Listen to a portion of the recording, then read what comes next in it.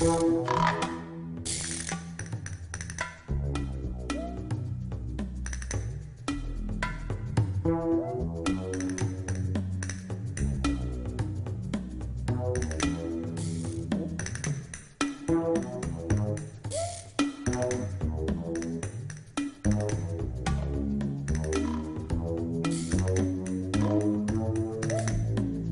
jeu, d'après les spécialistes du comportement animal, c'est le besoin instinctif d'apprendre quelque chose de nouveau et d'agir en augmentant la somme de ses connaissances. Cette envie de découvrir est l'apanage des mammifères supérieurs. Elle se manifeste dans les essais auxquels ils se livrent en jouant. Le jeu, c'est la recherche. Pour jouer, il faut s'associer.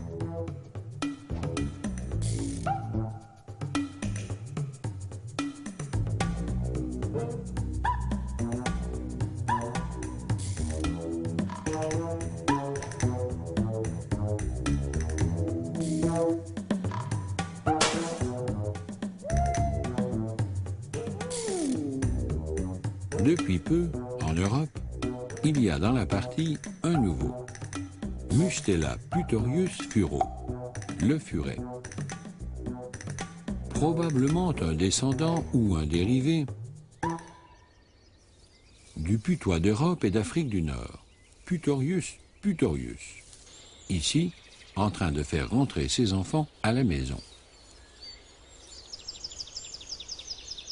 Grand creuseur de terriers, élevé par l'homme depuis la plus haute antiquité pour la plus basse de ses œuvres, la chasse au terrier du lapin.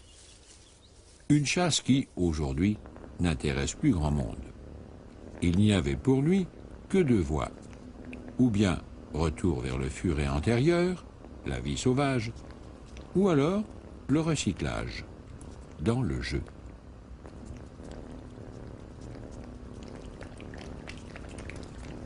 Le voici admis, avec le chien, le chat et le dauphin, dans le cercle des joueurs, pas de main disparue, puisque l'homme en est président. Bienvenue au club.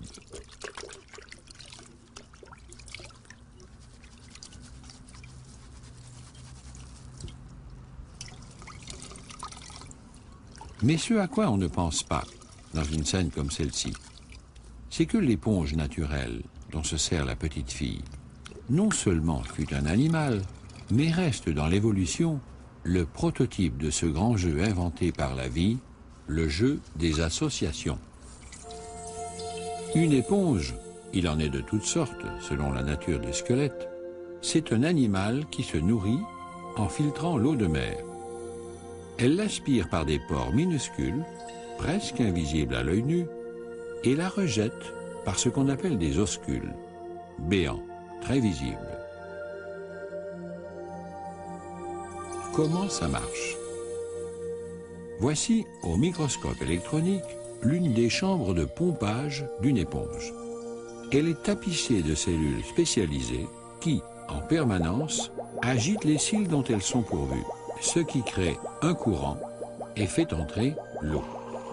Au passage, les bactéries sont retenues par les cils et seront digérées. L'eau, ainsi filtrée, est évacuée.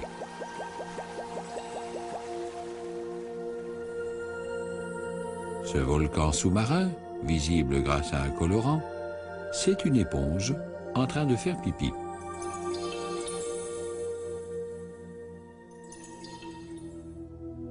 Et il y a d'autres cellules spécialisées dans l'éponge.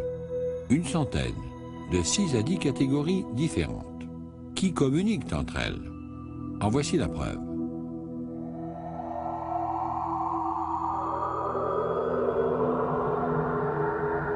Les éponges ont des frissons, si lents que, sans l'accélération artificielle de la caméra, on ne les verrait pas. Vitesse de propagation maximale, en temps réel, 1 mm par minute. Un frisson humain, c'est 10 000 fois plus rapide. Mais tout de même, voici les premiers frissons de la vie animale propagés de cellule en cellule, c'est-à-dire l'un des fondements de l'organisation du muscle et du système nerveux. Certes, l'éponge n'a pas les moyens, à ce stade, de se payer une crise nerveuse, mais on peut quand même l'énerver. La preuve, si on lui injecte de l'adrénaline, elle se contracte plus fort, plus vite et crache de l'eau beaucoup plus nerveusement. Disons qu'elle fait une crise neuroïde. Mais voyez-vous ces cellules? Dans cette éponge en formation, elles se déplacent comme si elles étaient encore des protozoaires. Du coup, elles restent des all-rounders, des bons à tout faire, comme disent les Anglais, pouvant aussi bien se transformer en cellules sexuelles que transporter ces petites aiguilles de calcaire, de silice ou d'un autre matériau, selon le type de l'éponge, pour fabriquer son squelette. C'est ce squelette que nous appelons éponge de toilette. Ces cellules restent polyvalentes, ou, comme on dit de certaines cellules végétales, totipotentes. Elles peuvent encore tout. C'est sans doute pourquoi on peut bouturer une éponge vivante. Pour l'observer au microscope, on peut même la couper en tranches fines, comme pour faire un sandwich. Une tranche de vie qui n'en meurt pas. On peut y voir les cellules circuler, se rassembler en certains points, échanger, pas vraiment des idées, mais des intentions chimiques. Vous faites ceci? Bon, alors nous, on fait ça. Liberté est devenue impossible aux cellules des mammifères supérieurs, coincées dans l'hyperspécialisation. On ne bouture pas une tranche de jambon. Cette capacité chez les éponges de pouvoir se multiplier comme les plantes, en se divisant, des crabes, que l'on appelle dromies, l'utilisent astucieusement. Pour se dissimuler aux yeux des poulpes et des seiches, ils détachent des morceaux d'éponge. Le but est de s'installer l'éponge sur le dos, pas sur le ventre, et de l'y maintenir en permanence grâce aux pinces des pattes arrière, spécialisées, dressées vers le haut. Ces crabes vont jusqu'à creuser les morceaux détachés pour les adapter à la concavité de leur dos. Notez bien, à l'occasion, et faute de mieux, les dromies trouvent que les morceaux de carton ondulé ont du bon. On voit bien ici avec quelle force ils s'agrippent à leur camouflage. C'est ce qu'ils font normalement avec les éponges. Malheureusement, ça n'empêche pas les hold-up. Une éponge déjà taillée, en prêt-à-porter, c'est tentant.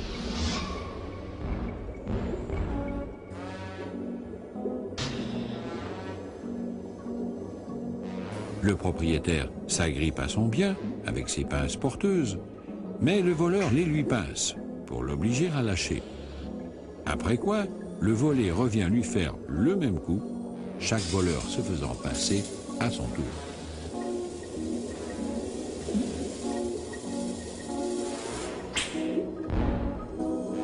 Quoi qu'il en soit, saluons ici l'association non plus de cellules pour faire des pluricellulaires, mais de pluricellulaires entre eux. L'éponge, bouturée, baladée, en profite aussi.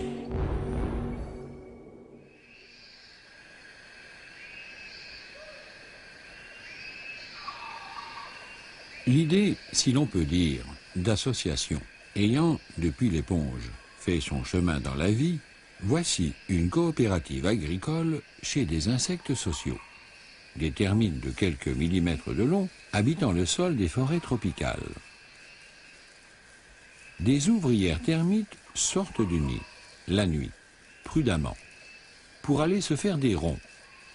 Des ronds presque parfaits qu'elles découpent dans des feuilles mortes et ramènent au nid pour cultiver un champignon qui servira de nourriture au bébé.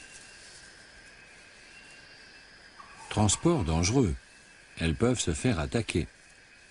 Aussi sont-elles protégées par des vigiles. Chez les humains, pour ce travail, on prendrait des gros bras. Chez ces termites, on prend des grosses têtes. Pourtant, ce sont aussi des cogneurs. Mais En cas de danger, au lieu de cogner sur les attaquants, il se cogne la tête, une tête renforcée exprès, sur le bord ou les nervures des feuilles sèches, pour donner l'alarme.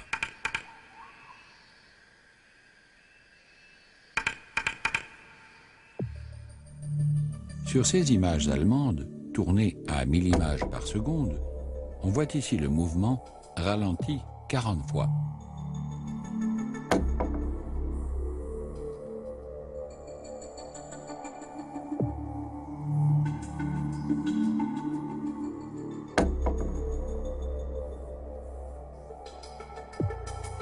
Si le danger se confirme, il se cogne la tête par rafale. Et, de veilleur en veilleur, l'alarme se répand. Le bruit ressemble à de la pluie qui tombe.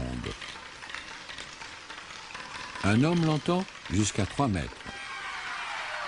Et les ouvrières foncent vers le nid. On rapporte des ronds, vous faites le guet. Belle division du travail.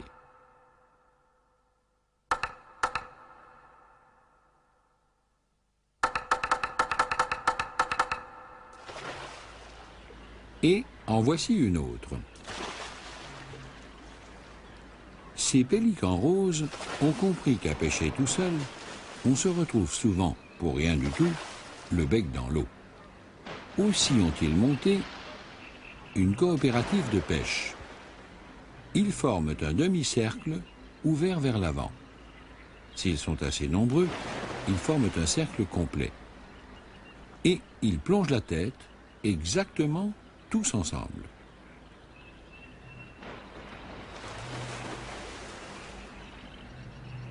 Les poissons fuient, avec toutes les chances de se retrouver dans le bec ouvert de l'un ou de l'autre des pêcheurs.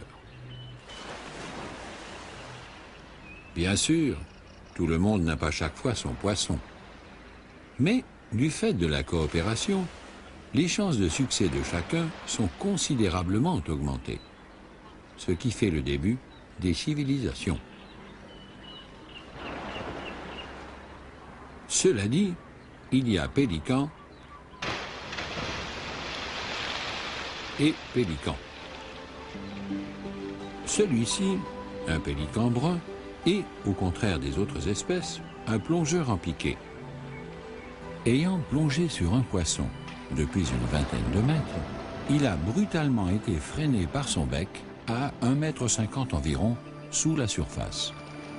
Son énergie cinétique est alors transformée en une force qui fait jaillir de l'eau. Événement dramatique pour les petits poissons et autres organismes marins, lesquels, assommés par le choc, remontent à la surface avec le tourbillon, en même temps que le pélican remonte comme un bouchon. Arrive alors un drôle d'oiseau qu'on appelle un noddy, un genre de sterne. Incapable, lui, de plonger, sauf sur une bonne affaire. Et là, il en voit une.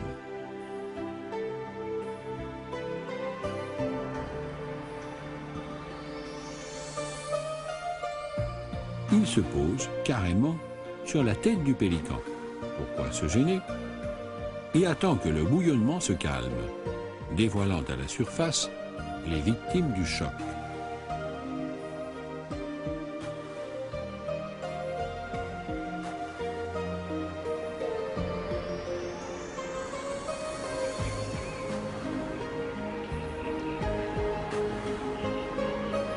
Et hop, il les cueille.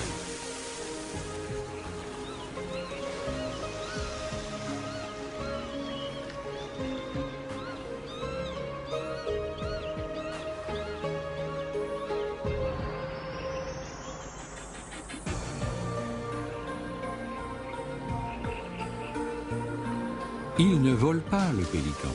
Celui-ci a son gros poisson, invisible, dans le bec. Il est ce qu'on appelle, en éthologie, un commensal, un faux associé qui profite et n'apporte rien, mais sans faire de tort. Il y a pire sous l'eau. L'affaire des faux nettoyeurs. Il serait faux de croire, parce qu'ils vivent dans l'eau, que les poissons sont toujours propres. Ils ont des parasites sur les branchies, autour des yeux, ici et là des plaies avec des champignons qui viennent dessus, sans compter les dents, qu'ils ne se lavent jamais. Voici, dans les récifs de coraux, comment cela s'arrange. Quand un poisson a besoin de se faire nettoyer, il le montre. Il prend une position immobile, avec la queue ou la tête en bas, ou alors il donne de la bande, se laisse couler vers le fond. Il ouvre la bouche, écarte les ouïes, ce qui veut dire « nettoyeur, s'il vous plaît ». Alors arrive le poisson nettoyeur. C'est son métier. On le reconnaît à son bleu de travail. Couleur générale d'un bleu blanchâtre, le dos bleu noir, ainsi qu'une rayure tout le long du corps. C'est un poisson de la famille des labres. Et il se fait reconnaître aussi par ce qu'on peut appeler la danse du labre. Elle veut dire quelque chose comme « par ici le nettoyeur bleu, la propreté plus bleue que bleu, le poisson anti-redéposition », bref, une danse publicitaire.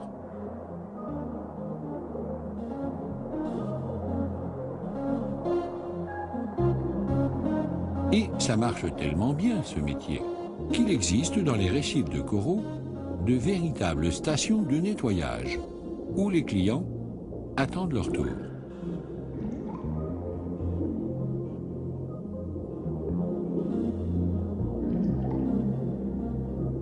Même des poissons qui, en toute autre occasion, s'attaqueraient, patientent paisiblement à cet endroit. Pas une seule queue de poisson pour passer devant. Les nettoyeurs sont débordés.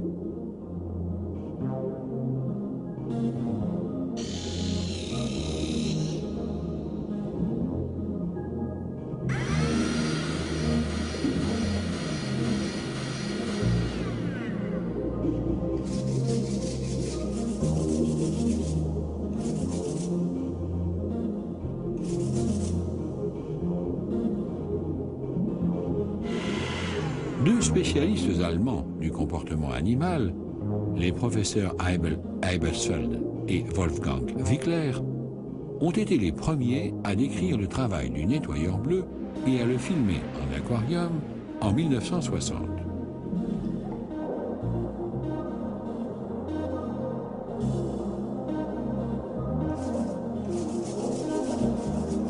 Et l'on voit bien ici le consentement manifeste des clients.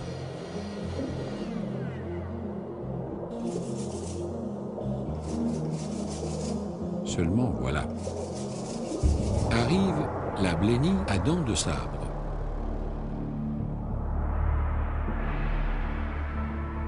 « 8 cm de long, même longueur que le nettoyeur bleu, et presque semblable à lui. Le poisson du haut, c'est le vrai nettoyeur. Celui du bas, c'est le faux. Et le client n'y voit que du bleu.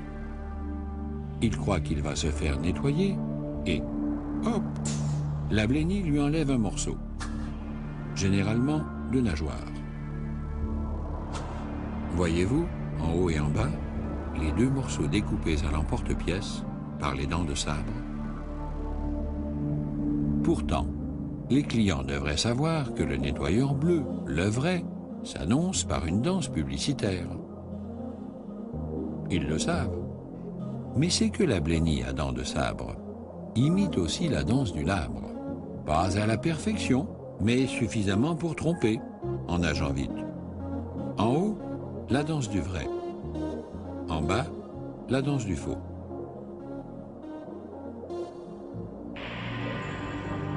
Malgré tout, les poissons sédentaires, à force de se faire avoir, finissent par se méfier.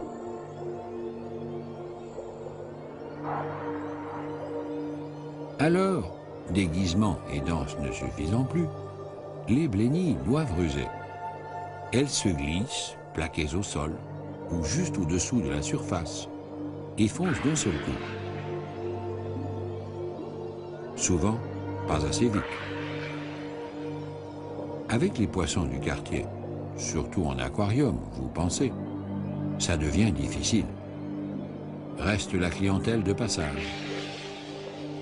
Et reste pour les vrais nettoyeurs, que chat échaudé craignant l'eau froide.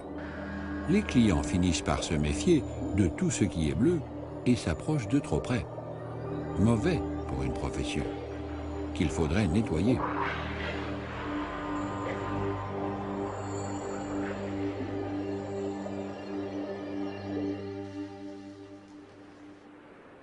Jamais on ne voit ça, par exemple, aux Galapagos, où les iguanes terrestres se font débarrasser de leurs parasites, des espèces de tiques, par les pinsons de Darwin. On peut dire qu'ils se les font enlever, car ils ne subissent pas tout bêtement l'oiseau, comme cela se passe en Afrique pour les pique-bœufs. De même que les poissons, ils invitent le nettoyeur, en se dressant sur leurs pattes. Attitude du client consentant. Vas-y, enlève-moi ces saletés de tiques. Le pinson y trouve son compte, puisqu'il les mange. Et pas de faux oiseaux nettoyeurs pour venir poinçonner la queue des iguanes. On n'en finirait plus d'en montrer, de ces associations entre animaux pluricellulaires, qu'on appelle selon les cas symbiose ou mutualisme, avec ou sans profiteurs.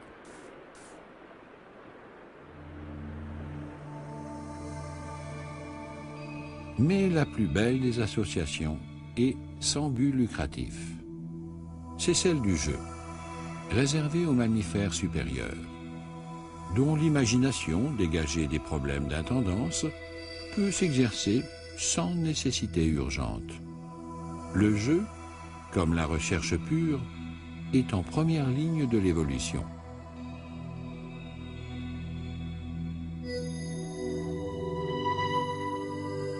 Et, au générique de ce très long métrage qu'est l'évolution animale, il faut inscrire le nom de l'éponge comme celui d'une star du muet. Ici, dans son bain de mousse, bien qu'elle ne soit plus qu'un agréable et respectable squelette. De toutes les associations de la vie animale, elle est, depuis 500 millions d'années, la présidente fondatrice.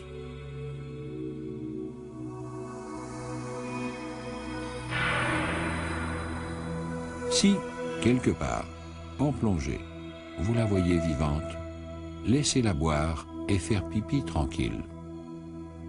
C'est signe que là où elle est, elle filtre une eau de mer encore digne de ce nom. Prenons garde d'effacer, peu à peu, avec les éponges, un tableau vivant de l'école de la vie, celui du primaire.